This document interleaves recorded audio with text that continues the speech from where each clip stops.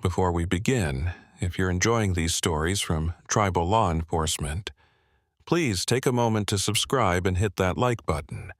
It really helps us bring you more of these accounts. And I'm curious, where in the world are you watching from right now? Drop your location in the comments.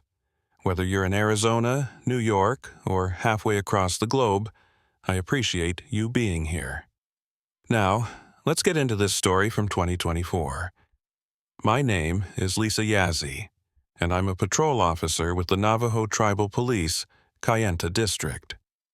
I'm 29 years old, born and raised right here on the nation, and 2 years ago I made the decision to come back home after finishing my computer science degree at Arizona State.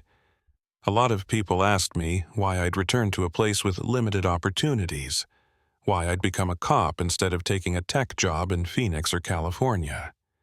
The answer was simple. My people needed officers who understood both worlds, the traditional and the modern, the old ways and the new tech. I never expected that combination would save lives, and I never expected it would also show me something that broke every law of physics I'd learned in college. This happened 3 weeks ago in late November 2024. I was working the day shift, driving patrol through Kayenta and the surrounding area. It was a Tuesday, cold and clear, the kind of day where you could see for miles across the red rocks and mesas. I'd just finished a welfare check on an elderly man who lived alone near the edge of town when the call came in. Unit 14, we've got a missing persons report. 3 hikers, family of 3, didn't return from Monument Valley yesterday evening. Last known location, Wildcat Trail area. I grabbed my radio. Unit 14, copy that. Can you give me descriptions? David Miller, white male, 42. Karen Miller, white female, 40. Emma Miller, white female, 14. They were staying at the Goulding's Lodge, went out for an afternoon hike yesterday around 2 p.m. Expected back by 6. Never returned. Hotel reported it this morning when they didn't check out. Tourists going missing in Monument Valley wasn't uncommon. The landscape was vast and disorienting, especially for people who weren't used to desert terrain. Most of the time we found them within a few hours, dehydrated and embarrassed but alive. Still, the fact that a 14-year-old was involved elevated the urgency. On my way, ETA 15 minutes. I headed toward the ranger station at Monument Valley Tribal Park, where the command post for search and rescue operations would be set up. As I drove, I called my sergeant, Thomas Benally, to update him. "We're activating full S&R protocol," he said. "I want you to deploy the drone. That's your specialty." The drone. 6 months ago, our department had received a grant to purchase a DJI Mavic 3 Thermal, a high-end drone with both regular 4K cameras and thermal imaging capability. I'd been trained as the primary operator, spending weeks learning its systems, its capabilities, its limitations. In the short time we'd had it, the drone had already helped us locate 2 missing children and document 3 crime scenes. It was a game-changer for a department that covered thousands of square miles of remote terrain. "Copy that, Sarge. Drone is in my vehicle. I'll have it up as soon as I get to the staging area." I arrived at the ranger station 20 minutes later. A small crowd had already gathered. Park rangers, a few volunteers from the community, and a Bureau of Indian Affairs officer who happened to be in the area. The search coordinator, Ranger Mike Harrison, briefed us quickly. Miller family, experienced hikers from Colorado. They had permits, they had maps, they had plenty of water and supplies. They're not idiots, but they didn't come back, and their vehicle is still in the parking lot. We're treating this as a serious situation, especially because of the minor. "What was their planned route?" I asked. Harrison pointed to a map spread across the hood of his truck. "Wildcat Trail, the 3.2-mile loop. It's marked, it's maintained. It's literally impossible to get lost on if you stay on the path. But we've had reports of people wandering off trail to get better photos. especially near the Mittens and Merrick Butte. I looked at the map, calculating search zones in my head. The trail was in a valley between massive sandstone formations, with dozens of side canyons and washes where someone could potentially get lost or injured. Ground searchers could cover the main trail quickly, but the surrounding area would take days without air support. "I'll get the drone up," I said. "The thermal imaging should be able to spot them if they're out there, even in the shadows or behind rocks." I went back to my unit and retrieved the drone case. The DJI Mavic 3 Thermal was a beautiful piece of technology, compact enough to carry in a backpack but powerful enough to see heat signatures from 400 feet up. I did a quick pre-flight check. Batteries fully charged, gimbal functioning, thermal camera calibrated. Everything green. Within 10 minutes, I had the drone airborne. I stood in the parking lot, controller in my hands, watching the live feed on the attached iPad screen. The drone climbed to 200 feet, and I began a systematic grid search of the Wildcat Trail area. The visual camera showed the stunning landscape in perfect detail. Red rocks, blue sky, the twisted junipers clinging to impossibly steep slopes. I switched to thermal mode, and the screen changed to a false color display of heat signatures. Cool areas showed up as deep purple and blue, while warm areas glowed yellow, orange, and red. "Anything yet?" Harrison asked, standing beside me. "Nothing so far. Let me extend the search pattern." I flew the drone in expanding circles, covering the main trail first, then the side canyons. The thermal camera picked up small mammals, birds, a few desert bighorn sheep, but no human heat signatures.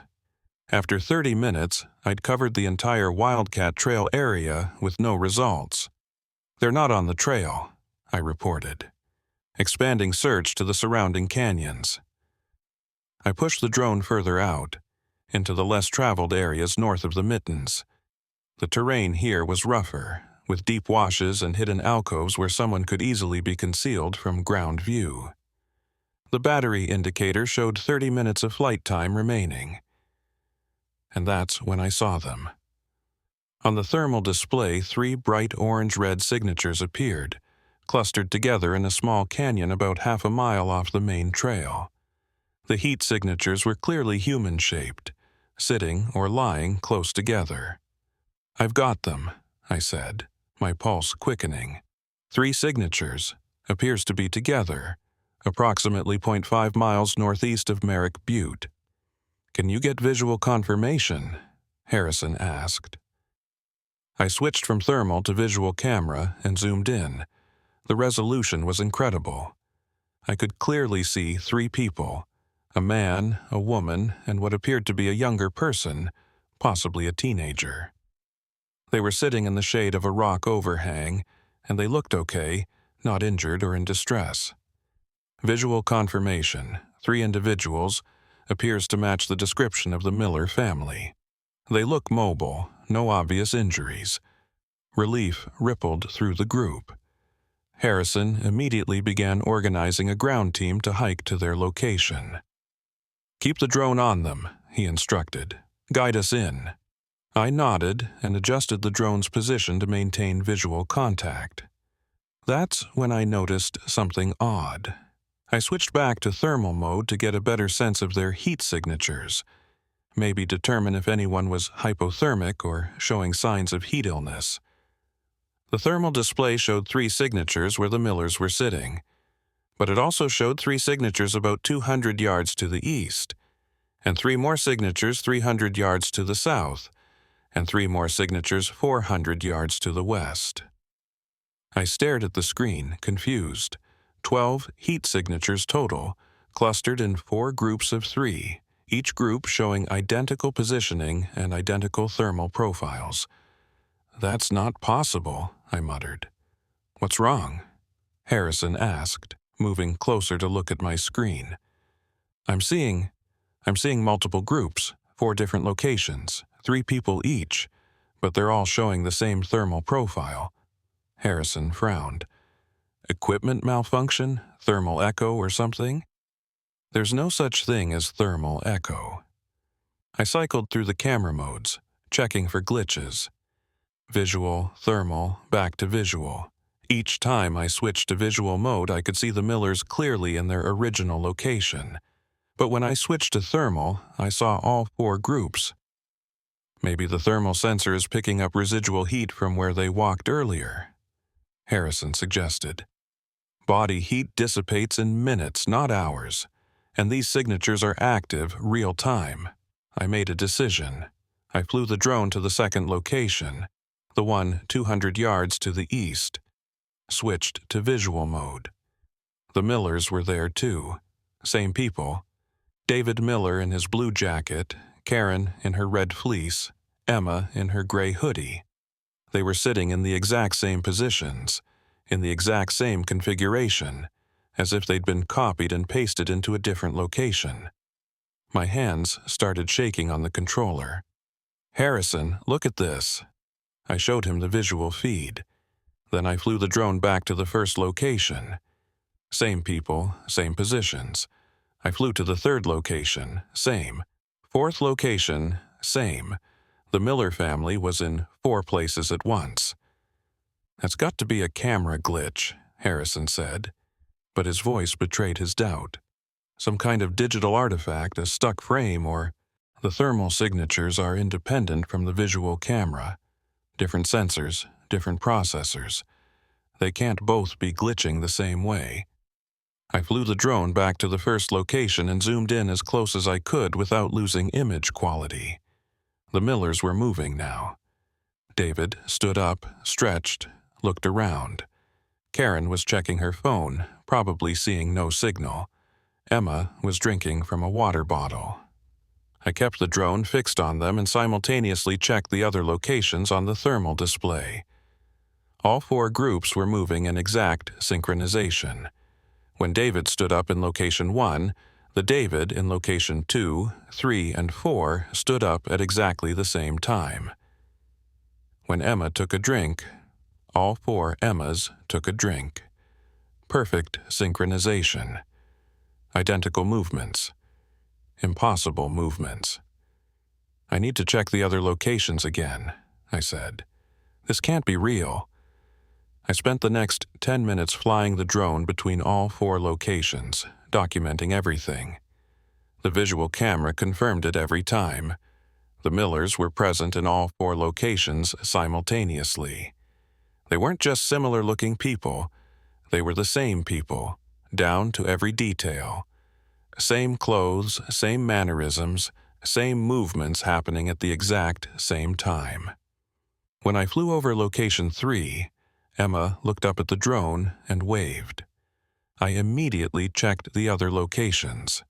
Emma was waving at the drone in all 4 places, in perfect synchronization. The AI system in the drone started giving me error messages. Warning: multiple subjects detected with identical biometric profiles. Error: subject tracking failure. Multiple overlapping. Targets. Alert: impossible spatial configuration.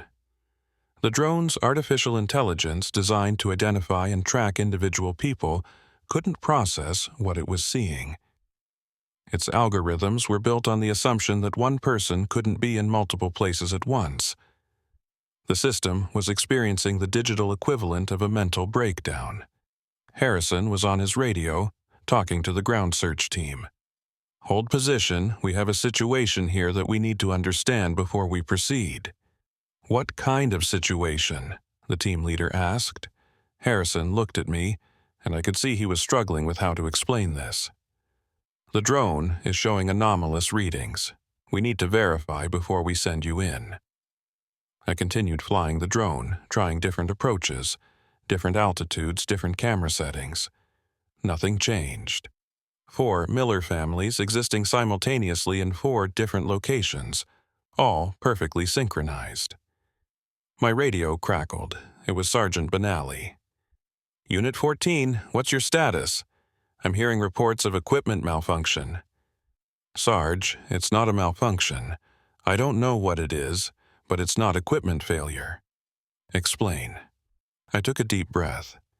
The missing family is showing up in 4 different locations simultaneously. Visual confirmation at all 4 sites. Thermal imaging confirms 4 groups with identical heat signatures. The subjects are moving in perfect synchronization across all 4 locations.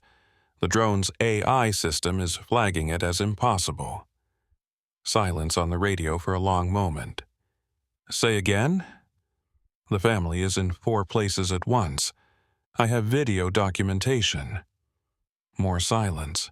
Then, return to station. Bring all the footage. We need to see this. I wanted to argue, wanted to stay and figure out what was happening, but I also knew this was beyond anything I could handle alone. I brought the drone back, landed it, and packed everything up. Harrison stood there staring out at the valley where 4 versions of the Miller family were sitting, waiting for rescue that we suddenly didn't know how to deliver. "What do we tell them?" he asked quietly. "The ground team. The Miller's family back in Colorado. What do we tell anyone?" "I don't know," I admitted. "But we need to figure it out fast, because if what the drone is showing is real, we have a much bigger problem than 3 missing hikers." "What problem?" I looked back at the iPad, at the thermal display showing 4 identical groups of 3 people. How do you rescue someone who exists in 4 places at once? Which one is real? Are they all real? And if we go to one location to get them, what happens to the other 3?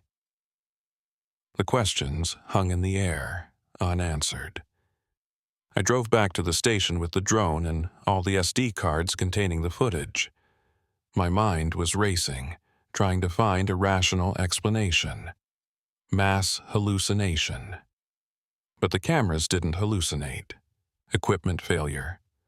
But multiple independent systems showing the same thing.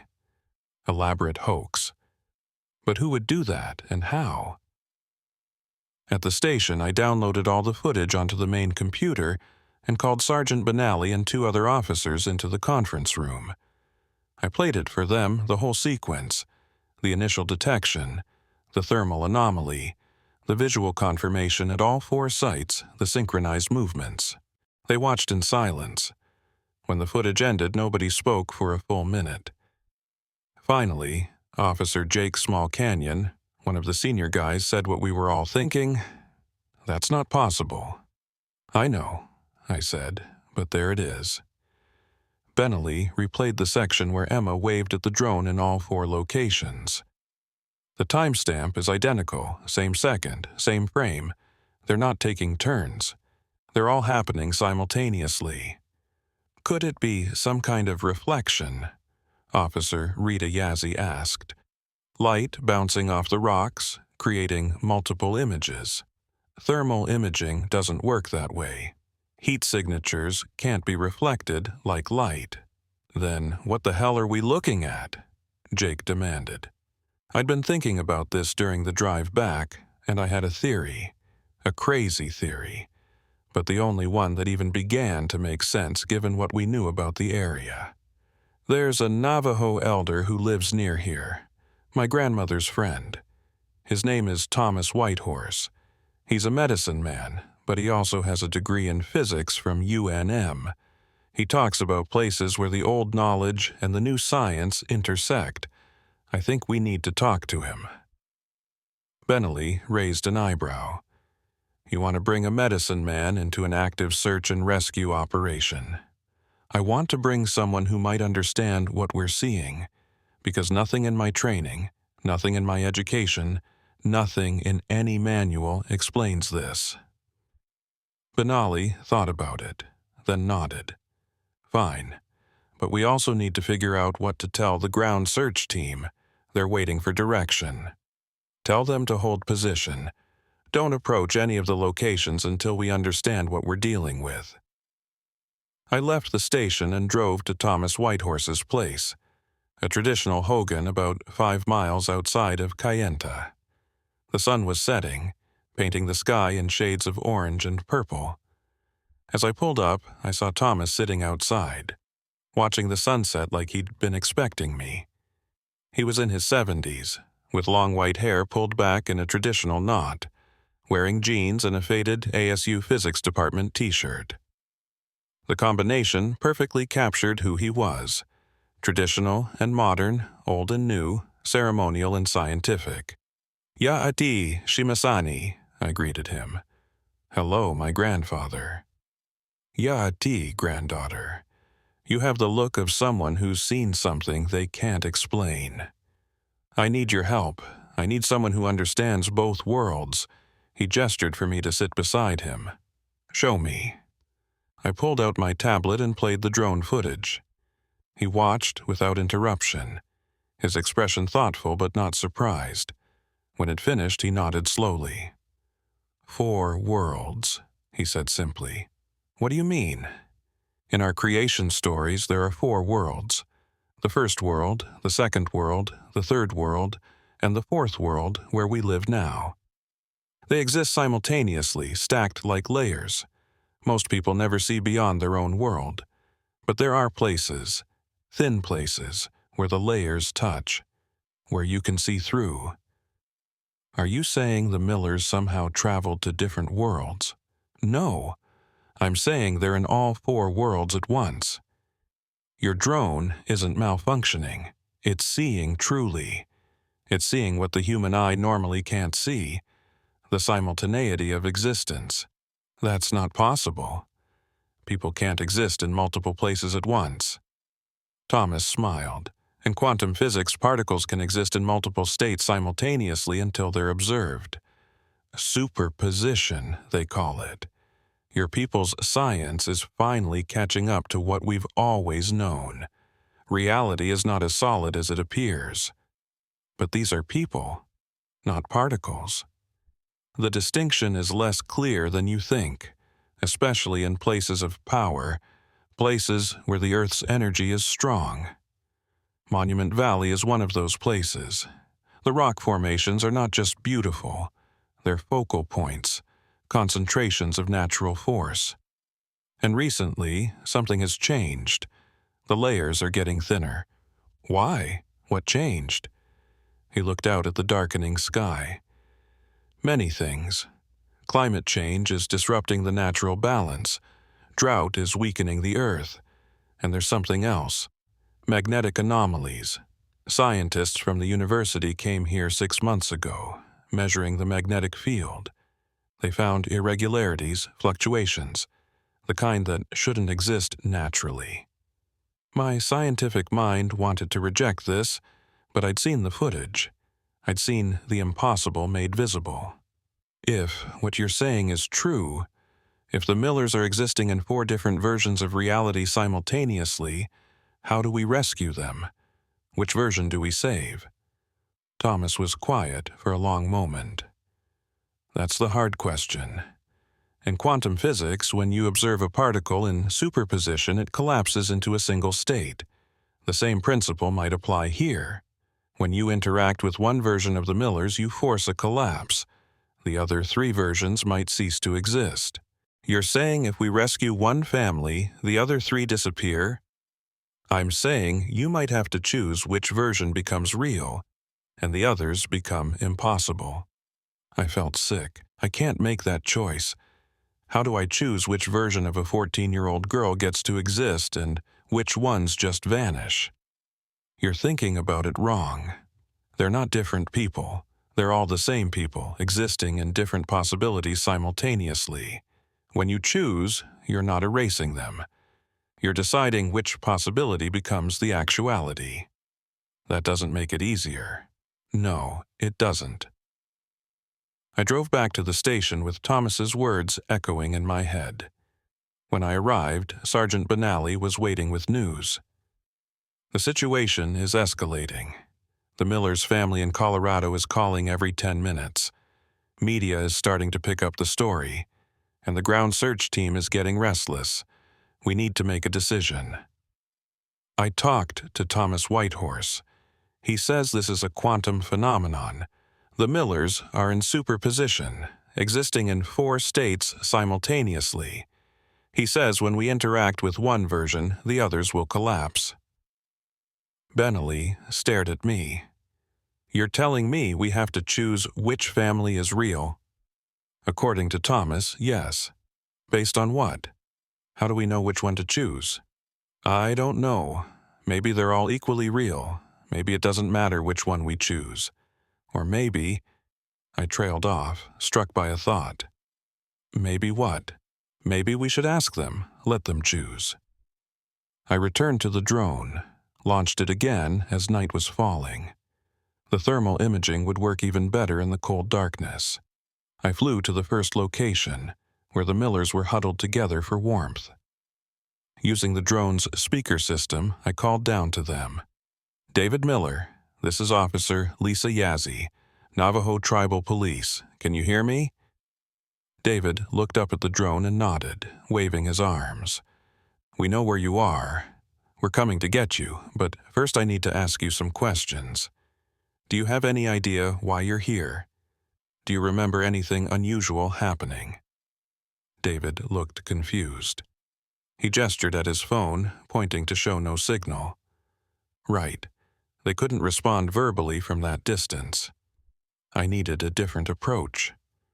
I flew the drone lower and used its camera to zoom in on David's face. He was mouthing words. I recorded the video and flew back to the station, where we could analyze the lip movements. Our dispatcher, who'd been trained in lip reading for deaf community interactions, watched the footage. He's saying, we don't know what happened. 1 minute we were taking photos, the next minute we were here. How long have we been gone? 1 minute. They'd been missing for over 24 hours, but from their perspective, it had been 1 minute. Time dilation. Another impossible thing added to the list. I checked the footage from the other 3 locations. In each one, David was saying the exact same words, at the exact same time. Perfect synchronization across all 4 realities. We need to make a decision, Benelli said. We can't leave them out there all night. The temperature is dropping. Even if they're in 4 places, they can all die of hypothermia in 4 places. He was right. Whatever theoretical quantum physics principles were at play, cold was cold, and we had a duty to rescue these people. But the question remained, which version? And what would happen to the others? As I stood there, staring at the 4 groups of thermal signatures on my screen, I realized something that made my blood run cold. There was a 5th signature appearing on the thermal display, one I hadn't noticed before because I'd been focused on the Millers. It was showing my heat signature. In 4 different places. I was in superposition too. The choice was mine to make. But first, I had to figure out which version of me was real. I stared at the thermal display, at the 5 heat signatures scattered across the landscape. 4 were clustered in groups of 3, the Miller families in their impossible superposition. The 5th signature stood alone, near the ranger station parking lot where I'd been operating the drone. That was me. Or rather, that was one version of me. But the thermal imaging also showed my signature in 3 other locations, each one corresponding to one of the Miller family positions. I was spread across the same 4 realities they were trapped in. Benelli, I said, my voice shakier than I wanted it to be. Look at this. He came over and studied the screen. His face went pale as he realized what he was seeing. That's your heat signature. In 4 places. When did this happen? I've been here the whole time, operating the drone from the parking lot. I haven't moved. Benelli looked at me, then back at the screen, then at me again, as if trying to reconcile the physical person in front of him with the quantum impossibility on the display. The drone shows different, he said quietly. According to this, you're out there, in all 4 locations. I felt a wave of vertigo wash over me. The rational part of my brain insisted this was impossible, but I'd seen too much in the past few hours to trust rationality anymore. The drone didn't lie, the thermal imaging didn't hallucinate. If it showed me in 4 places, then somehow, in some way I didn't yet understand, I was in 4 places. I need to review all the footage from the beginning, I said. Frame by frame. I need to see exactly when this started. We spent the next hour in the conference room going through every second of drone footage on the big screen. Finally, Jake and Rita watched with me, all of us searching for the moment when impossible became reality. The footage showed the systematic grid search, the discovery of the first Miller group, the shock of finding them duplicated across 4 locations. And then, at timestamp 16:23:47, exactly 3 seconds after I'd flown the drone to confirm the second Miller location, my thermal signature split. One moment, there was a single heat signature at the ranger station, operating the drone. The next moment, that signature was in 2 places, then 3, then 4. The split happened so fast it was almost subliminal. If we hadn't been looking for it frame by frame, we would have missed it. It happened when you confirmed visual on the second group, Rita observed, when you saw them with your own eyes through the camera. Observer effect, I muttered. Thomas Whitehorse mentioned it. In quantum mechanics, the act of observation affects the thing being observed. But you didn't observe yourself, Jake pointed out. You observed them. Maybe observation works both ways. Maybe when I looked at their superposition, I became entangled with it. Quantum entanglement. I was reaching for half-remembered concepts from my college physics classes, trying to apply theoretical principles to a situation that shouldn't exist. Benelli stood up and walked to the window, looking out at the darkness where Monument Valley lay. We need expert help, someone who actually understands this stuff, not just people guessing based on science documentaries. Thomas Whitehorse, I mean a scientist, a physicist, someone who can tell us what we're dealing with in terms we can act on. I thought about it. There's a woman, Dr. Sarah Nez. She got her PhD in quantum physics from MIT, but she's Navajo, from Chelly originally. I heard she came back to teach at Diné College last year. She might be able to help. Call her, now. I don't care if it's 8 p.m. on a Tuesday. We need answers before someone dies out there. I found Dr. Nez's contact information through the college directory and called her cell phone. She answered on the 3rd ring, sounding curious rather than annoyed. Dr. Nez, this is Officer Lisa Yazzie, Navajo Tribal Police. I'm sorry to call you so late, but we have an emergency situation that involves quantum physics, and I was told you're the person to talk to. There was a pause. Quantum physics and tribal police don't usually go together. What kind of emergency? The kind where people are existing in 4 places simultaneously and I need to understand why before someone dies. Another pause, longer this time. I'm in Chelly. That's about 2 hours from Kayenta. I can be there by 10:30. I'll meet you at the station. While we waited for Dr. Nez to arrive, I made another drone flight, this time with specific purpose. I needed to understand the geography of this phenomenon. Where were the boundaries? How far did it extend? And most importantly, was it getting worse? The night air was cold and still as I launched the drone. The thermal imaging painted the desert in shades of blue and purple, with the hot spots of the Miller families and my own duplicated signature glowing orange-red. I flew a systematic pattern, mapping the affected area. The 4 Miller locations formed a rough square, each about 400 yards from the center point. I marked that center on my map, a spot near the East Mitten Formation where several trails converged. Then I expanded the search pattern, flying in concentric circles around that center point. At first, I saw nothing unusual, just the normal thermal signatures of desert wildlife.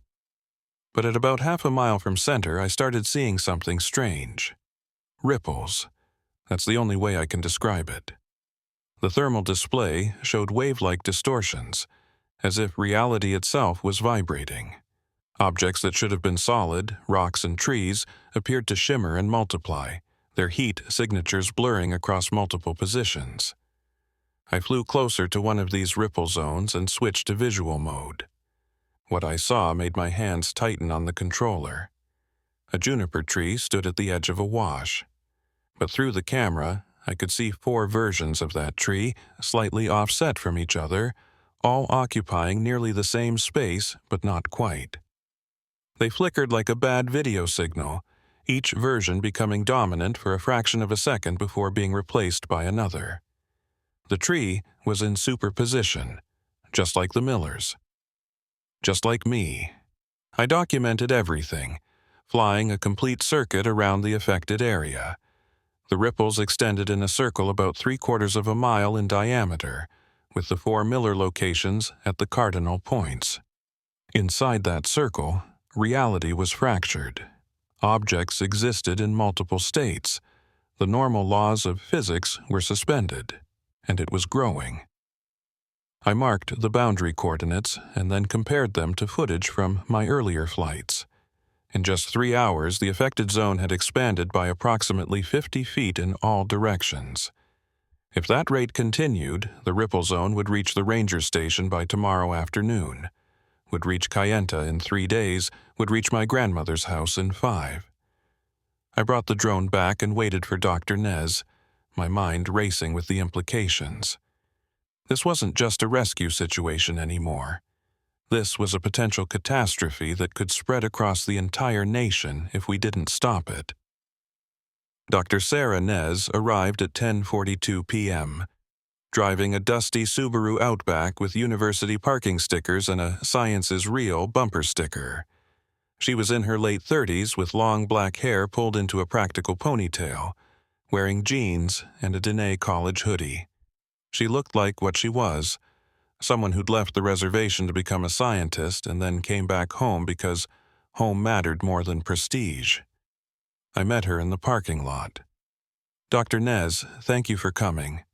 Call me Sarah, and you can thank me after I tell you whether I can actually help." She grabbed a laptop bag from her car. "Show me what you've got." Inside the conference room, I played the complete footage for her. The initial discovery, the 4 Miller families, the synchronized movements, the ripple zones, and finally, my own thermal signature splitting across 4 locations. Sarah watched in silence, occasionally making notes on a tablet. When the footage ended, she sat back and stared at the ceiling for a long moment. "This shouldn't be possible," she said finally. "That's what we keep saying, but it's happening." "No, you don't understand. This shouldn't be possible not just in the sense of that's weird, but in the sense of this violates fundamental laws of physics. Macroscopic quantum superposition doesn't happen in nature. Objects larger than molecules don't exist in multiple states simultaneously. Decoherence prevents it." Decoherence? The quantum world and the classical world are different. Quantum particles can be in superposition, but the moment they interact with the larger classical environment, that superposition collapses. It's why we don't see everyday objects in 2 places at once. The environment acts as a constant observer, forcing everything into a single state. But we are seeing it. The drone footage doesn't lie. Sarah nodded slowly. Which means something is preventing decoherence. Something is maintaining quantum superposition at a macroscopic scale. In an entire area of space. She looked at me. That should require energy levels we can't produce. We're talking about the kind of power you'd find near a black hole or during the Big Bang. Thomas Whitehorse mentioned magnetic anomalies. Scientists from the university were measuring the magnetic field 6 months ago. What kind of anomalies? He didn't give details, but he said they found fluctuations that shouldn't exist naturally. Sarah pulled out her phone and made a call. "Dr. Reeves, it's Sarah Nez. Sorry to call so late. Yes, I know what time it is. Listen, you did magnetic field surveys in Monument Valley last spring, right? I need to see your data. No, right now. It's an emergency. Okay, yes, send it to my email. Thanks. She hung up and opened her laptop. James Reeves is a geophysicist at Northern Arizona University. If there's something weird about the magnetic field, he'll have documented it. 5 minutes later, her email pinged. She opened the attachment and started reading, her expression growing more concerned with each page. Oh, no. What is it? Reeves found a magnetic anomaly centered almost exactly where you said these phenomena are occurring. It's been there for decades, maybe longer, but it's been intensifying. The magnetic field strength in that area is fluctuating wildly, sometimes hitting levels that should be impossible without artificial magnets or massive iron deposits underground. What would cause that? He didn't know, but look at this graph. She turned the laptop so we could see. It showed magnetic field strength over time, with measurements going back 5 years. The line was relatively stable until about 6 months ago, when it started climbing dramatically. The rate of increase was accelerating. Something changed half a year ago, Sarah said. Something that's making the magnetic field stronger and more chaotic. I thought back to what had happened in the area. 6 months ago was when they installed the new cellular tower on the ridge above the valley. Better coverage for tourists. Sarah looked up sharply. Radio frequency emissions, EM radiation, that could interact with the magnetic anomaly. She started typing calculations on her tablet. If the magnetic field is strong enough and fluctuating rapidly enough, and you add strong EM radiation from a cell tower, you could create something like a particle accelerator effect. Not strong enough to split atoms, but maybe strong enough to maintain quantum coherence, to prevent things from collapsing into a single state. Exactly. The combination of natural magnetic anomaly and artificial EM radiation could be creating a kind of quantum isolation chamber. A space where superposition is protected from decoherence. Benelli had been listening quietly. Can we turn off the cell tower? That might help, Sarah admitted, but it won't fix the problem immediately. The affected area has already expanded significantly. Whatever process is maintaining the superposition has momentum now. It might continue even without the EM radiation. So, what do we do? I asked. We still have the Miller family out there, and they're running out of time. Sarah looked at the map showing the 4 Miller locations. In quantum mechanics, superposition collapses when an observation is made. The act of measurement forces the system to choose a single state. But this isn't a particle in a lab. This is people, existing in a real geographic area.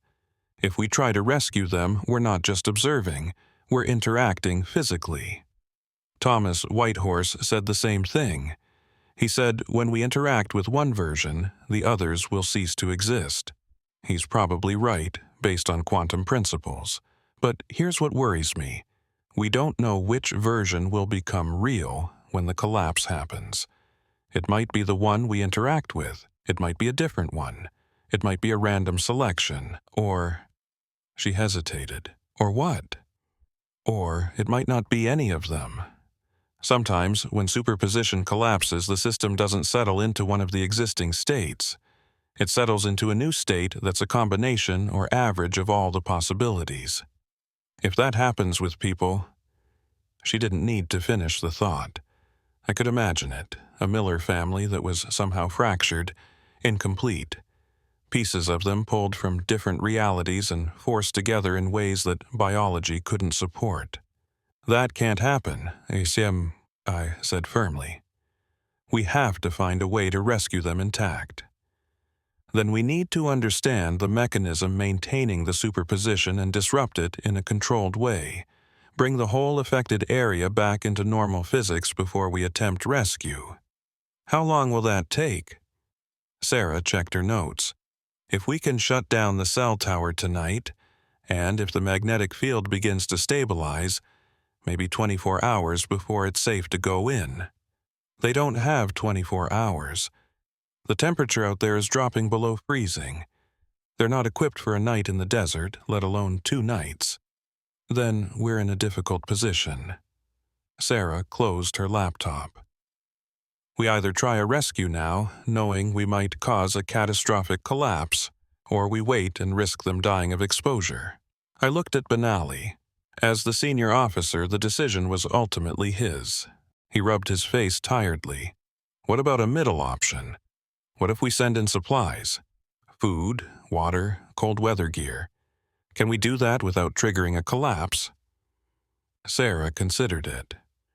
Small-scale interaction. It might work.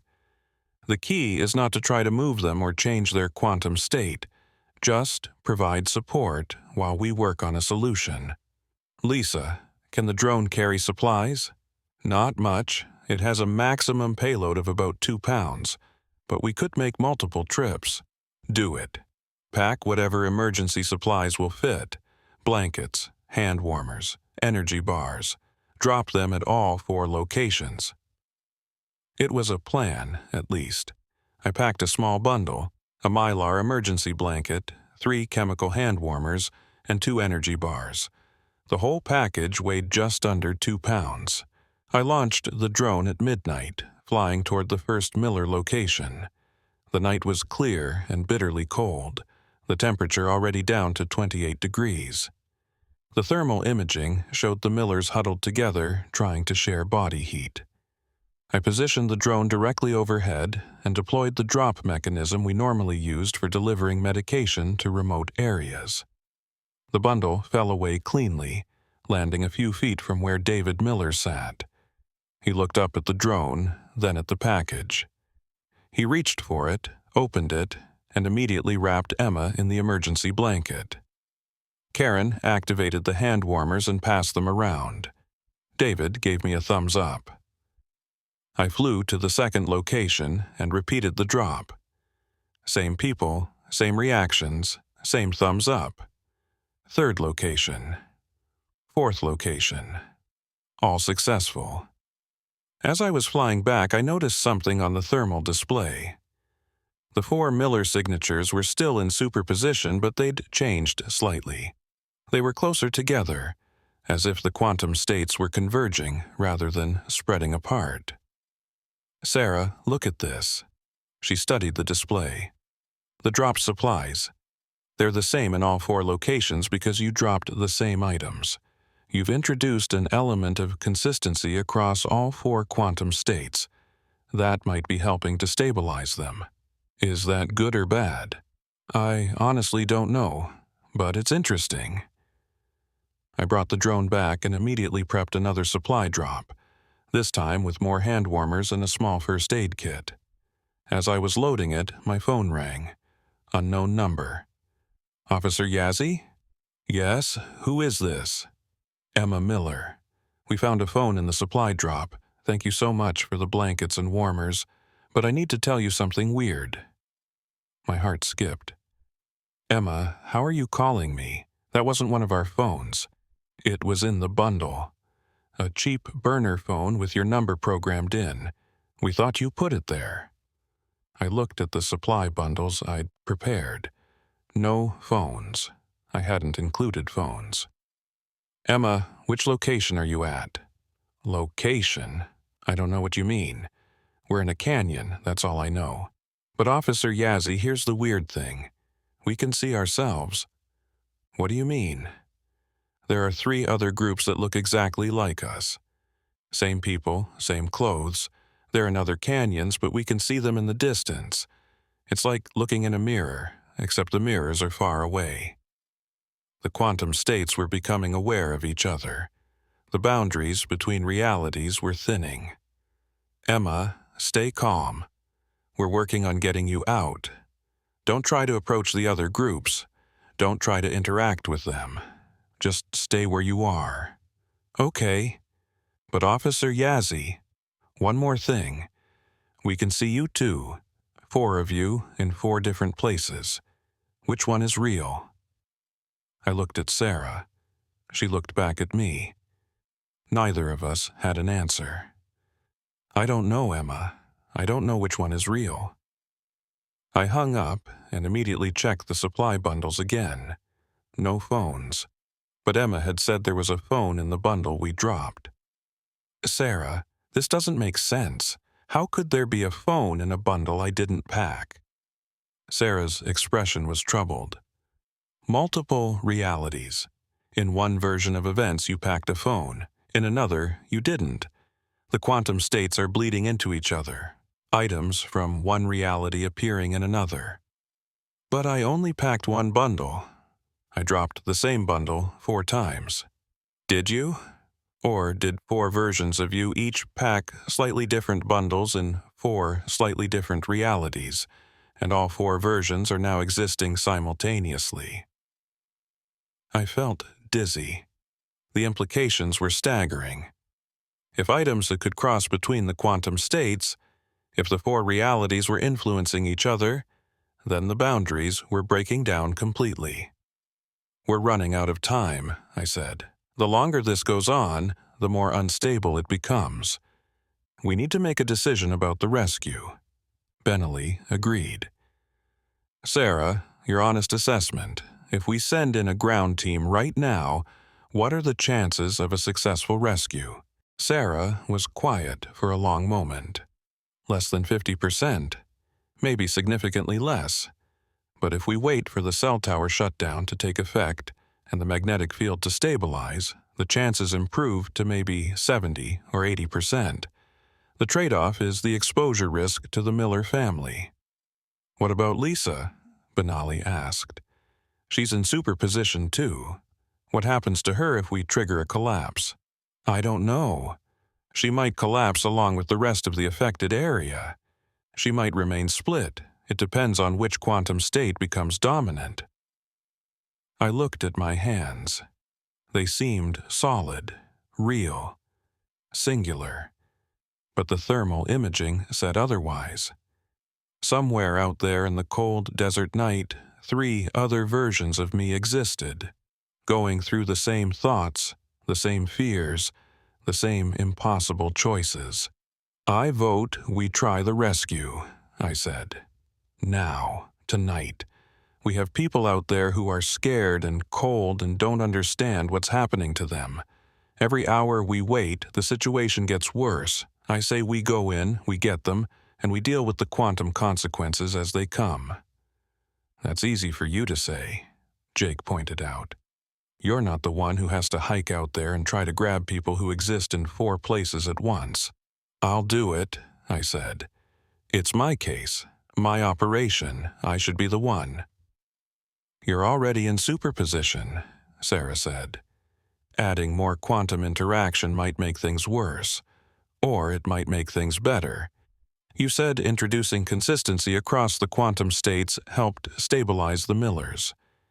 Maybe if I physically go to one of the locations, it'll force a collapse in a controlled way. Benelli shook his head. Too risky, we don't know enough. We'll never know enough. This is unprecedented. There's no playbook for quantum rescue operations. We have to make our best guess and commit. We argued for another 20 minutes, but ultimately, Benelli made the call. We wait until dawn. That gives the cell tower shutdown 4 more hours to take effect. We use the time to prep the rescue team and plan the approach. Lisa, you guide us in with the drone, but you don't go yourself. That's an order. I wanted to argue, but knew he was right. I was too close to this, both literally and figuratively. At 2 a.m., crews shut down the cell tower on the ridge. Sarah monitored the magnetic field with borrowed equipment from the university. Within an hour, she reported that the fluctuations were beginning to decrease. It's working, she said. Slowly, but it's working. By dawn, the quantum isolation effect should be significantly weakened. I launched the drone again at 4 a.m. for a status check. The thermal imaging showed that the 4 Miller signatures were even closer together now, almost overlapping. The ripple zones were still present but less pronounced, and my own 4 signatures were converging too. Whatever was happening, we were all being pulled back toward a single state. At 5:30 a.m., as the first gray light appeared in the eastern sky, the ground rescue team assembled. 6 experienced officers and rangers, equipped with cold weather gear, GPS units, and emergency medical supplies. I briefed them on what they'd encounter. You're going to location 1, the northernmost position. That's where the quantum state appears most stable. When you reach the Millers, don't be alarmed if you see other versions of them in the distance. Don't try to interact with those versions. Focus only on the people directly in front of you. What about you? One of the rangers asked. Emma said they can see 4 of you. Will we see that too? I don't know. Probably. Just ignore it. Focus on the mission. The team headed out just as the sun crested the horizon, painting the red rocks in shades of gold and crimson. I followed their progress on the drone, providing real-time navigation. They reached the first Miller location at 6:47 a.m., and that's when everything started to collapse. Not just the quantum superposition, reality itself. The rescue team reached the Miller family at 6:47 a.m. Through the drone's visual camera, I watched as Team Leader Officer Jake Small Canyon approached the huddled group, his hands raised in a peaceful gesture. David Miller, I'm Officer Small Canyon, Navajo Tribal Police. We're here to get you out. David stood up slowly, helping Karen and Emma to their feet. They looked exhausted, hypothermic, but alive. Emma still had the emergency blanket wrapped around her shoulders. And that's when I saw it on the thermal display. The 4 Miller signatures, which had been converging slowly all night, suddenly snapped together like magnets. 4 distinct heat signatures collapsed into one in a fraction of a second. But it wasn't a clean collapse. The thermal image flickered wildly, showing the signature in one place, then slightly to the left, then above, then below, oscillating so rapidly it created a blur of orange-red light. The system was trying to resolve into a single state but couldn't decide which one. Sarah, are you seeing this? She was staring at her laptop, at the magnetic field data streaming in real time. The quantum state is collapsing, but it's not stable. It's bouncing between the 4 possibilities instead of settling on one. Through the visual camera, I could see Jake reaching out to help David. The moment his hand touched David's arm, both men flickered. Not like a video glitch, but like they were physically shifting between different positions, different states of existence. Jake jerked his hand back. What the hell? Jake, don't touch them again, I said into the radio. The quantum state is unstable. Physical contact might make it worse. How am I supposed to rescue them without touching them? Good question. I didn't have an answer. On the thermal display, the other 3 Miller signatures, the ones at the remaining 3 locations, were doing something even more disturbing. They were moving, not walking, but sliding across the landscape, being pulled toward the first location like water circling a drain. They're converging, Sarah said. All 4 quantum states are trying to occupy the same space simultaneously. What happens when they do? I don't know. Maybe they merge cleanly. Maybe they destroy each other. Or maybe something worse.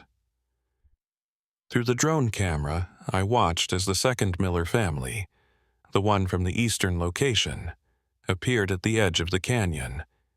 They weren't walking normally. They were phasing in and out of visibility, like ghosts, moving in stuttering jumps across the terrain. Jake and his team saw them too. I could hear the tension in his voice. Unit 14, we have visual on additional subjects. I don't know how to describe what they're doing. Jake, get out of there, now. Pull back to a safe distance. What about the Millers? We need to reassess. Get your team clear.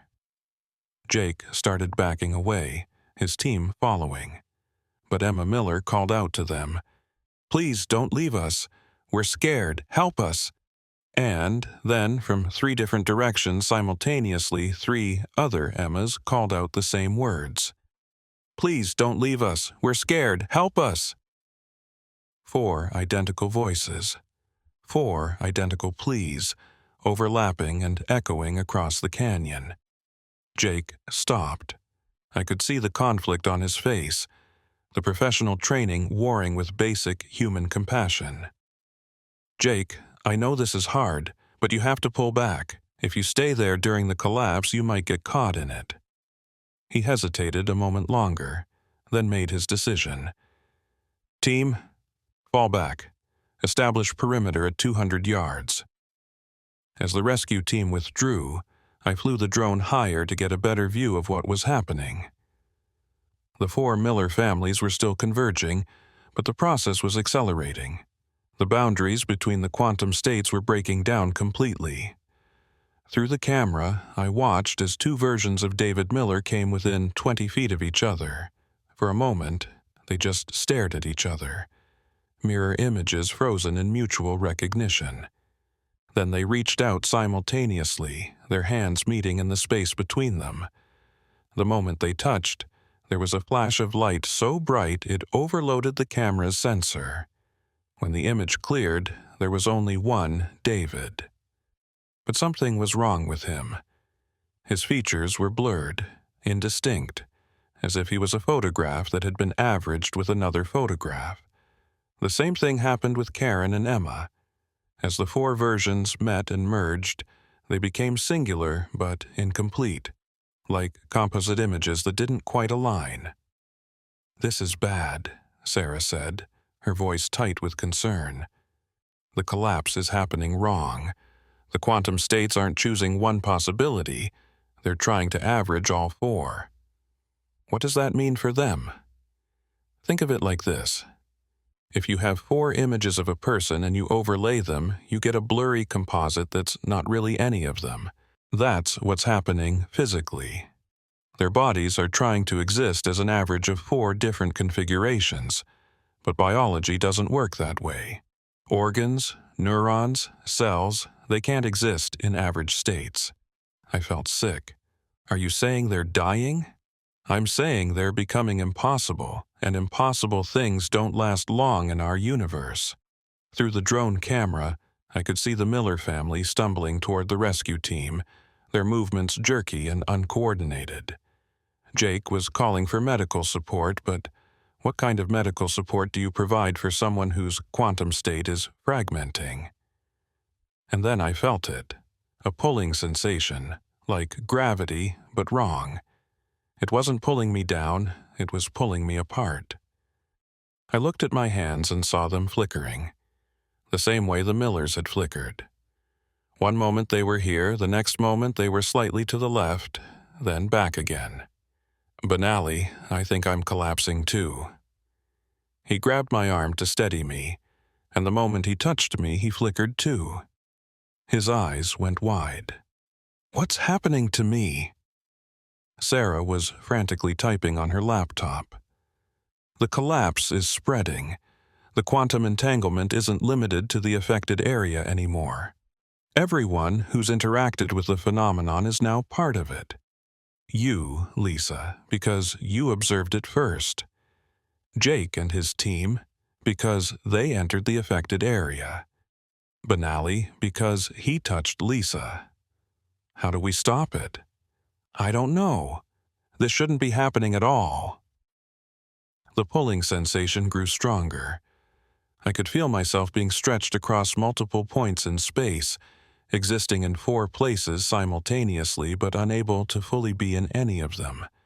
It was like being torn apart at the quantum level, my consciousness fragmenting across multiple realities. Through the drone feed, I saw something that made everything even worse. The rescue team, all 6 of them, were now flickering too, and behind them, coming up the canyon, were 3 more copies of the rescue team, converging from the other quantum locations. Everyone who'd gotten close to the affected area was duplicating. The quantum superposition was spreading exponentially. My phone rang. I looked at the screen. The caller ID said Lisa Yazzie. I was calling myself. With trembling hands, I answered. "Hello? This is Lisa Yazzie. I'm at the eastern location. I need you to listen to me carefully. I think I figured out what's happening." The voice was mine, but slightly different, like a recording that had been pitch shifted. "Who are you?" "I'm you, or a version of you, one of the 4 quantum states. I've been here since we first observed the Miller family. When our consciousness split, part of me ended up here." "That's not possible." "Neither is any of this. But listen, I've been watching what happens when the quantum states converge. The reason the collapse is failing is because we're trying to force all 4 possibilities into one reality. But that's not how it works. Only one possibility can be real. The others have to be released." "Released? What does that mean?" "It means someone has to choose which quantum state becomes real, and the person making that choice has to let go of the other possibilities. Not try to save them, not try to merge them, but actually let them go. Accept that they won't exist." I thought about what Thomas Whitehorse had said, about how choosing one possibility meant the others would cease to exist, about how I'd have to decide which version of a 14-year-old girl got to be real. I can't make that choice. How do I choose which people get to exist and which ones don't? You're not choosing between different people. They're all the same people, just in different quantum states. When you choose, you're not erasing anyone. You're deciding which possibility becomes actual. That doesn't make it easier. No, it doesn't. But someone has to do it. And it has to be you, because you're the observer. You're the one who's entangled with all 4 states. Your observation will collapse the wave function. What happens to you, to the other versions of me? There was a long pause. We'll stop existing. Or maybe we'll still exist, but you won't remember us. Quantum mechanics doesn't really have a good answer for that. But it doesn't matter. What matters is stopping this before it spreads to the entire valley, to Kayenta, to everyone. The pulling sensation was getting worse. I could see multiple versions of the conference room overlapping. 4 different positions of furniture, 4 different groups of people. Reality was fragmenting around me. How do I choose? What do I do? Go to the center point, the exact spot where the 4 quantum states converge. When you get there, you'll feel all 4 possibilities simultaneously. Choose the one that feels most real, most solid, most connected to your actual memories. Focus on that one and let the others go. And if I choose wrong, there is no wrong. Any of the 4 states can become real. The universe doesn't prefer one over another. But you have to commit completely. No second-guessing, no trying to save the others. One possibility, fully real. The call disconnected. I looked at Benally, who was flickering in and out of focus. I need to go to the convergence point. I need to end this. Lisa, you're in no condition to, no one else can do it. I'm already in quantum superposition. I'm entangled with the whole system. If anyone else tries, it'll just spread the entanglement further. Sarah nodded reluctantly. She's right. The observer who initiates the collapse has to be the same observer who created the superposition. That's you. I grabbed my gear and headed for my unit. Benally tried to follow, but I stopped him. No, you can't come. The more people involved, the worse this gets. You're not going alone into a quantum anomaly. I already am alone. There are 4 versions of me out there. I'll have plenty of company. I drove toward Monument Valley, following the GPS coordinates to the convergence point.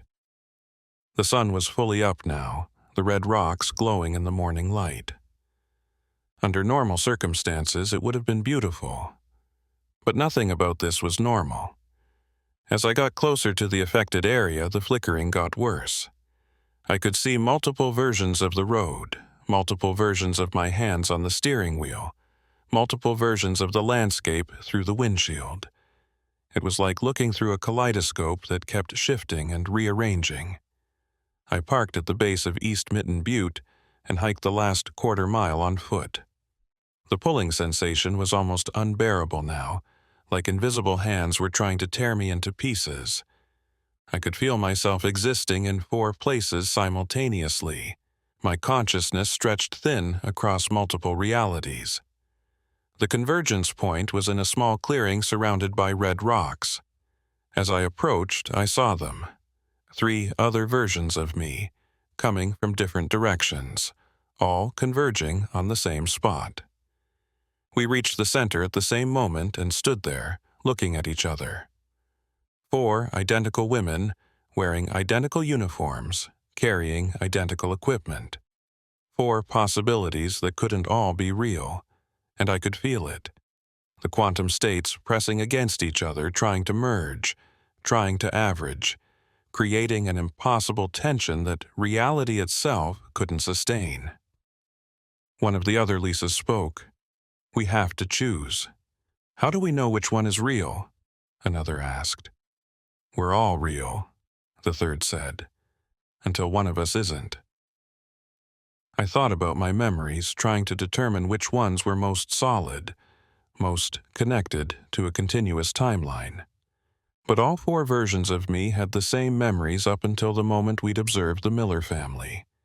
After that, we'd diverged, each experiencing slightly different events in slightly different realities. Which version had stayed at the ranger station? Which version had made the phone calls? Which version was the real Lisa Yazzie? And then I realized it didn't matter. The quantum state that became real would have all the memories, all the experiences, all the consciousness of all 4 versions. The collapse wouldn't erase anything.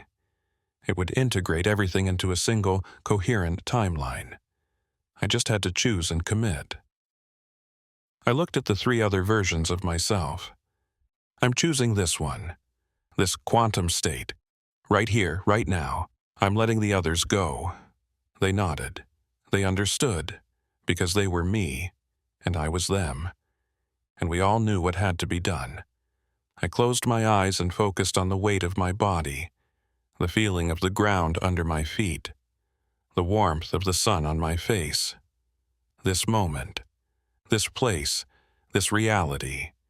Real. I felt the other 3 versions of myself begin to fade, their quantum states releasing, their possibilities collapsing into impossibility. It didn't hurt. It felt like letting go of a breath I'd been holding, like relaxing a muscle that had been tense for too long. The pulling sensation stopped. The flickering stopped. When I opened my eyes, I was alone in the clearing. One Lisa Yazzie, standing in one place, in one reality. I looked at my hands. Solid, singular, real. I turned and ran back toward where I'd seen the Miller family. As I got closer, I could see Jake and his team standing in a loose circle around 3 people. Not 12 people, not 4 groups of 3, just 3. David, Karen, and Emma Miller. Singular. Real.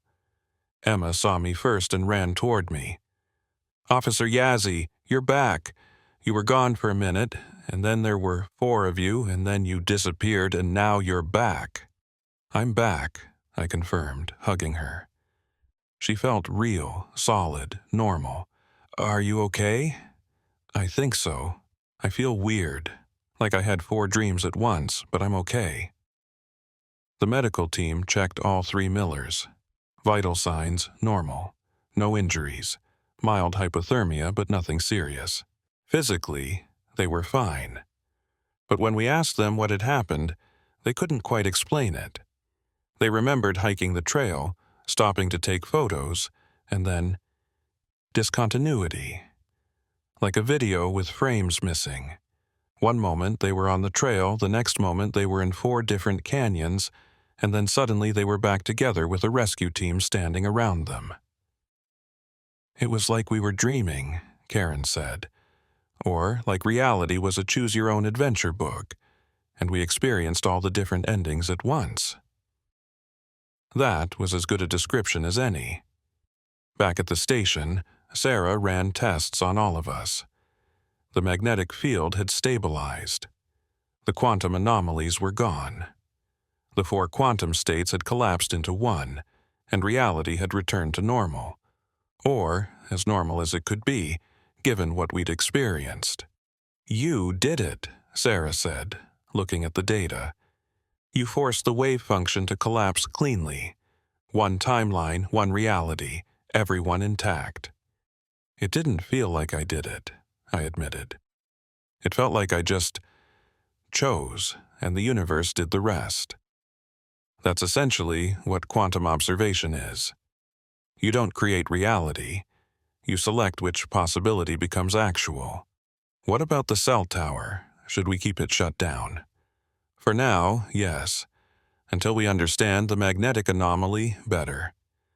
The combination of natural magnetic field and artificial EM radiation created a quantum isolation effect that shouldn't be possible. We can't risk it happening again. Over the next few days, life slowly returned to normal. The Miller family recovered from their hypothermia and flew back to Colorado, though Emma kept in touch via email. She wanted to understand what had happened to them, wanted to make sense of the impossible experience. I didn't have all the answers, but I told her what I believed, that reality is more fluid than we think, that observation shapes existence, and that sometimes the choices we make determine not just our path, but the fundamental nature of what's real. 2 weeks after the incident, I was back on routine patrol, driving the familiar roads around Kayenta. The landscape looked the same as always. Red rocks, blue sky, endless horizon. But I saw it differently now. Every rock, every tree, every cloud existed in a specific configuration, because countless quantum events had collapsed into this particular reality. But there were other possibilities, other configurations, other realities that almost were but weren't. And somewhere in the quantum foam of probability, 3 other versions of me were still making choices, still collapsing wave functions, still determining which possibilities became real. Or maybe they weren't. Maybe when I chose this reality, those other possibilities ceased to exist in any meaningful way. Maybe I was the only Lisa Yazzie who had ever been real. I didn't know, and I suspected I never would. What I did know was this: observation matters. Choices matter. The act of deciding which possibility is real has consequences that ripple through the fabric of reality itself. And I knew that Monument Valley would always be a place where the boundaries between possible and actual were thinner than most people realized, where quantum effects could manifest at scales they shouldn't, where reality itself was negotiable. The drone sat in its case in the back of my unit, its sensors and cameras ready to observe, to document, to turn possibility into actuality. I hoped I'd never need to use it that way again, but I kept it charged and ready, just in case. Because sometimes the most important thing a police officer can do isn't enforce the law or catch criminals. Sometimes it's choosing which version of reality gets to be real, and living with that choice. 3 months after the incident at Monument Valley, I woke up at 3 a.m. with the absolute certainty that something was wrong. Not the vague unease of a bad dream, but a specific physical sensation of wrongness, like a frequency just below the threshold of hearing that makes your teeth ache. I lay in bed in my apartment in Kayenta, staring at the ceiling, trying to identify what had pulled me from sleep. Then I felt it again. that pulling sensation I'd felt during the quantum collapse. Faint, distant, but unmistakable. It was happening again. I grabbed my phone and checked the time. 3:14 a.m. Then I pulled up the monitoring app Sarah Nez had built to track the magnetic field at Monument Valley. We'd been watching it continuously since the incident, looking for any signs of instability. The graph showed a spike, a big one. Magnetic field strength had jumped 30% in the last hour. I called Sarah immediately. She answered on the first ring, breathless. "You felt it too," she said. Not a question. "Yeah, what's happening?" "The anomaly is active again. And Lisa, it's not just Monument Valley. I'm getting readings from 3 other locations across the nation. Shiprock, Canyon to Chelly, and Window Rock. They're all showing magnetic spikes and other things." "What other things?" "The quantum sensors I placed after the incident. They're detecting superposition states, multiple realities existing simultaneously. It's spreading." I was already getting dressed, grabbing my gear.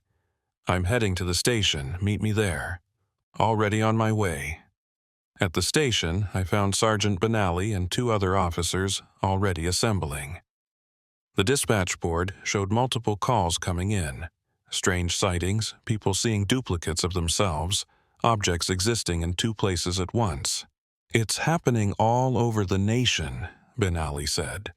"Whatever we did 3 months ago, it didn't fix the problem. It just delayed it." Sarah arrived 20 minutes later, her laptop already open and streaming data. "The magnetic anomalies aren't isolated incidents. They're part of a larger pattern. Look at this."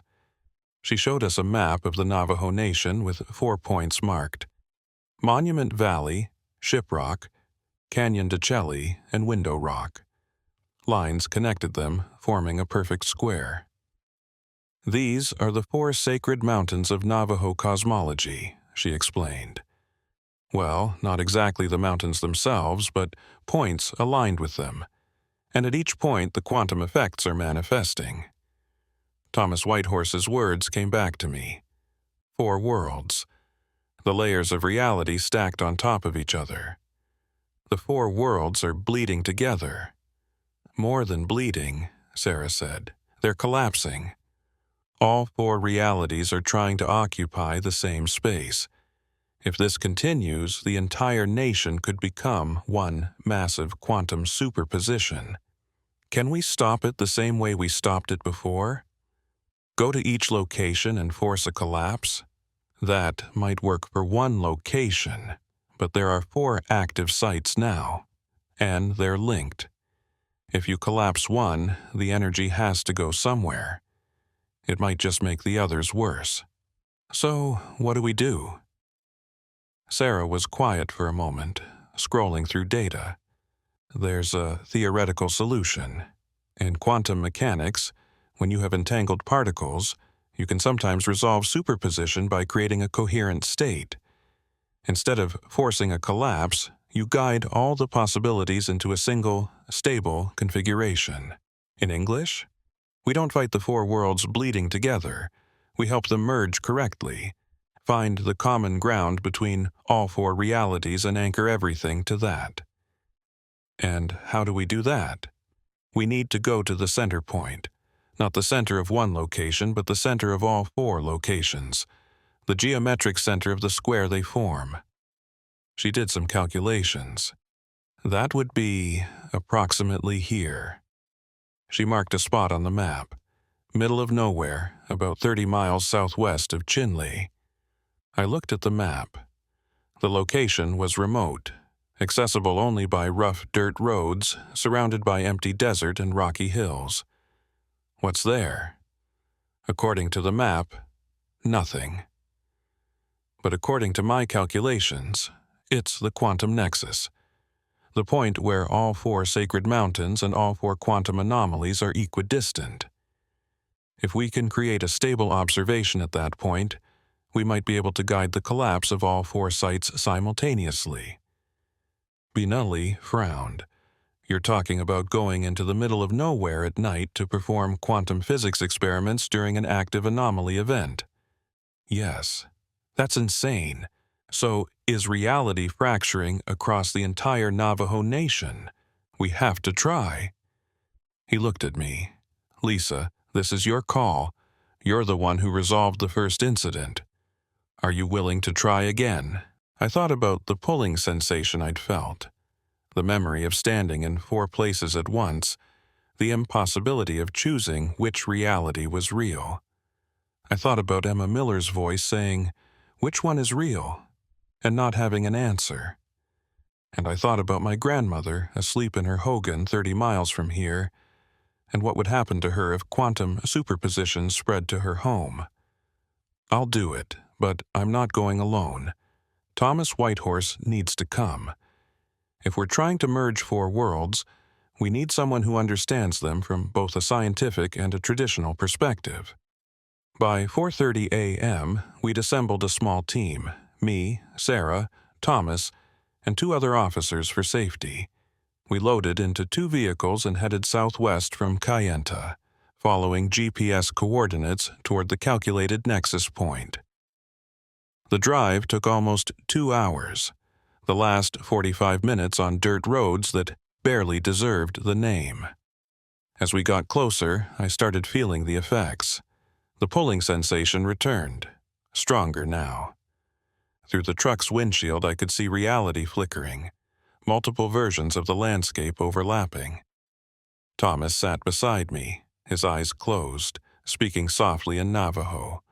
A prayer, I realized, or a ceremony of some kind, asking permission from the land, from the spirits, from whatever forces govern the boundaries between worlds. We reached the nexus point at 6:47 a.m., just as dawn was breaking. The location was a small basin surrounded by low hills, completely unremarkable except for one thing. In the center of the basin stood a single, ancient juniper tree. "That tree shouldn't be here," Sarah said, checking her maps. "This area has been surveyed multiple times. There's never been a tree at this location." I studied the tree through binoculars. It flickered, phasing in and out of visibility. It's not from one reality, it's from all 4. Thomas opened his eyes and looked at the tree. The world tree. In our creation stories, there's a tree that connects all 4 worlds. It exists in all of them simultaneously. I never thought it was literal. Everything is literal when quantum mechanics is involved, Sarah muttered, setting up her equipment. We approached the tree on foot, carrying Sarah's quantum sensors and monitoring equipment. As we got closer, the effects intensified. I could see multiple versions of Sarah, multiple versions of Thomas, multiple versions of myself, all walking toward the tree from slightly different angles. "Everyone stay calm," I called out to the versions of my team. "We're all heading to the same place. We're all real until we decide otherwise." The tree stood about 15 feet tall, its twisted branches reaching toward a sky that couldn't decide which color it wanted to be. Blue in one reality, gray in another, orange in a third, purple in a fourth. All 4 skies occupied the same space, all 4 versions of dawn happening simultaneously. Sarah set up her equipment around the tree's base. "The quantum field here is off the charts.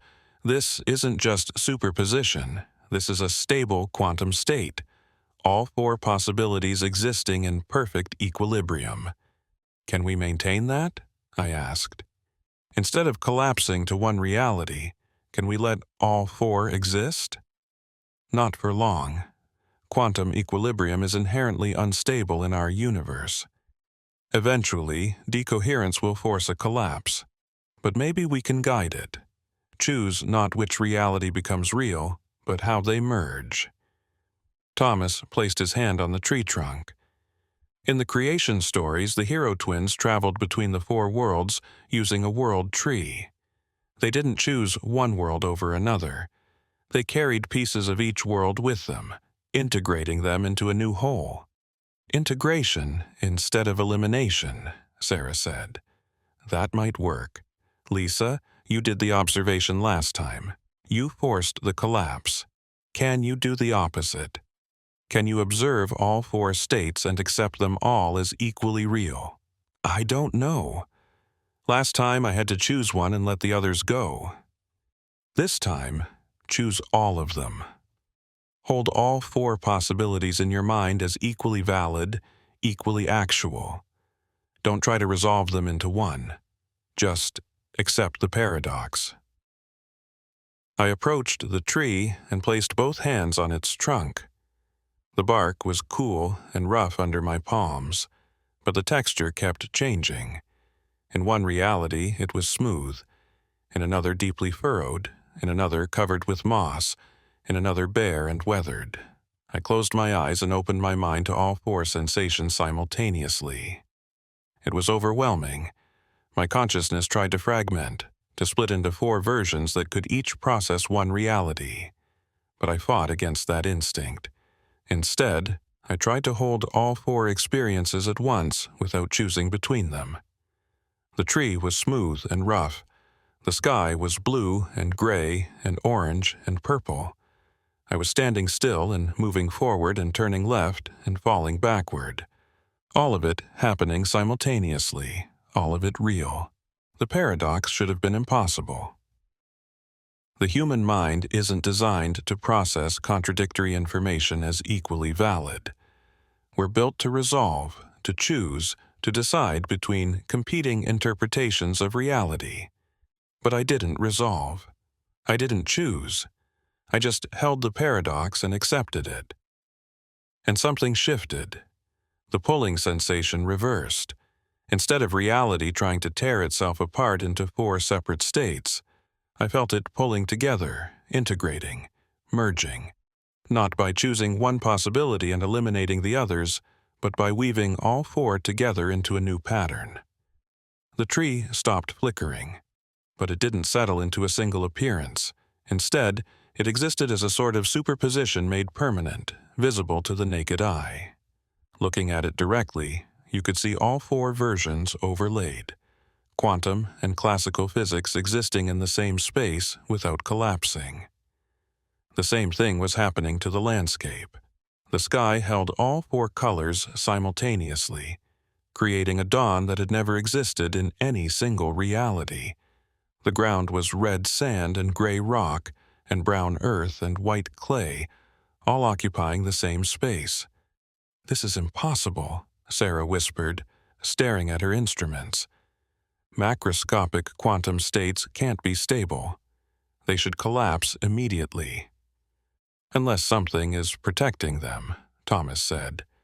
"In our stories, the world tree doesn't just connect the 4 worlds. It holds them in balance, prevents anyone from dominating the others." I opened my eyes but kept my hands on the tree. I could feel it now. The tree acting as a kind of quantum anchor, maintaining the superposition, preventing decoherence. As long as the tree existed, all 4 realities could coexist. "It's working," I said. "The 4 worlds aren't collapsing. They're merging." "But is this sustainable?" Sarah asked. "Can reality exist in this state indefinitely? I don't know, but it's better than letting the entire nation fragment into unstable quantum states." We stayed at the tree for 3 hours, monitoring the effect. The quantum integration spread outward from the nexus point, gradually encompassing the 4 active anomaly sites: Monument Valley, Shiprock, Canyon to Chelly, Window Rock. All of them stopped flickering, stopped trying to choose between possibilities. Instead, they existed in stable superposition, multiple realities occupying the same space. It should have been chaos. It should have been impossible.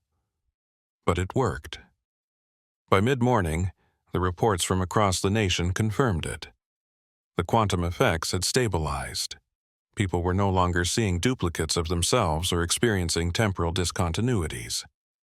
Reality had settled into a new normal, a normal that included the visible presence of multiple simultaneous states.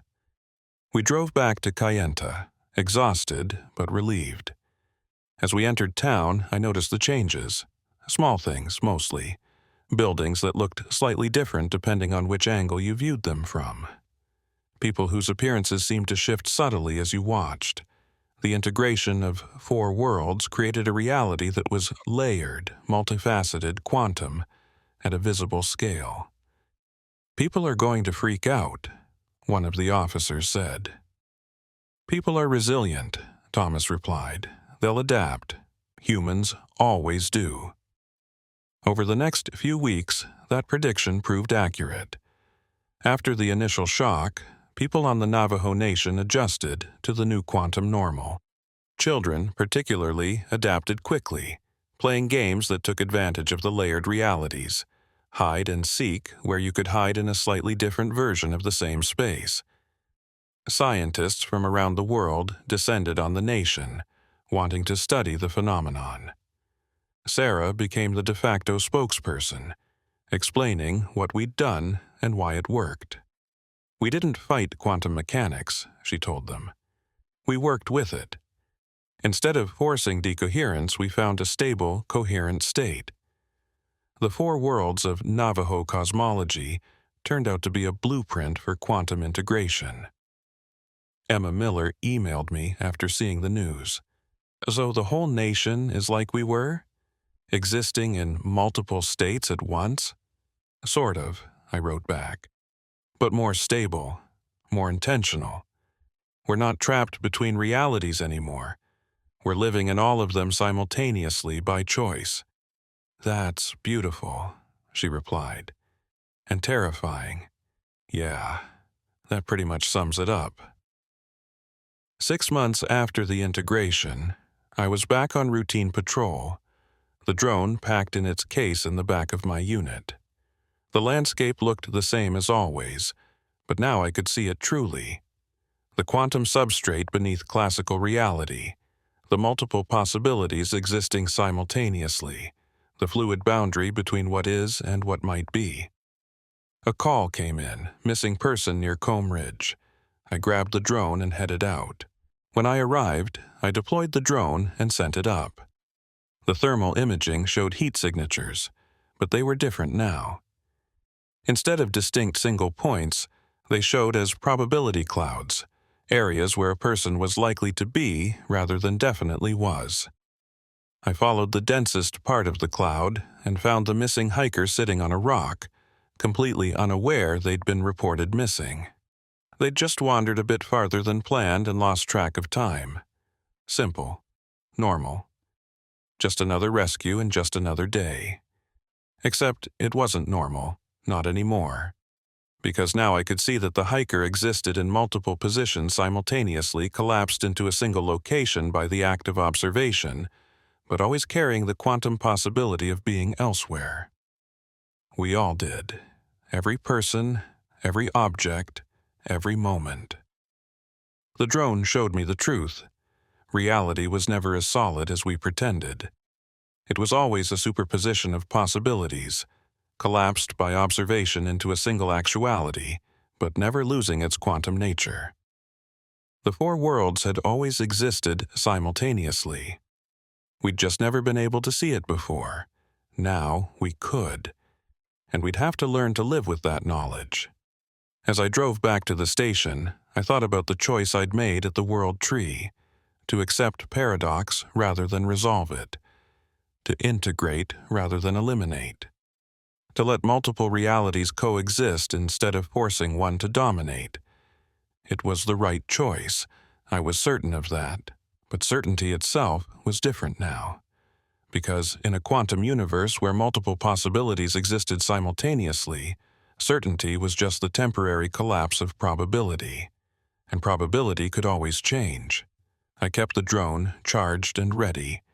Because now that reality itself was fluid, the job of a police officer was no longer just maintaining order in a single world. It was maintaining balance across all 4, and making sure that when observation collapsed possibility into actuality, the right choices got made. The choices that let people coexist with paradox. The choices that honored all possibilities. The choices that let reality be as fluid and beautiful and terrifying as it actually was. I pulled into the station parking lot and sat in my unit for a moment, looking up at the sky. It was blue and gray and orange and purple all at once. Dawn and noon and sunset and midnight happening simultaneously. 4 worlds merged into one reality holding 4 possibilities. It was beautiful, and it was home.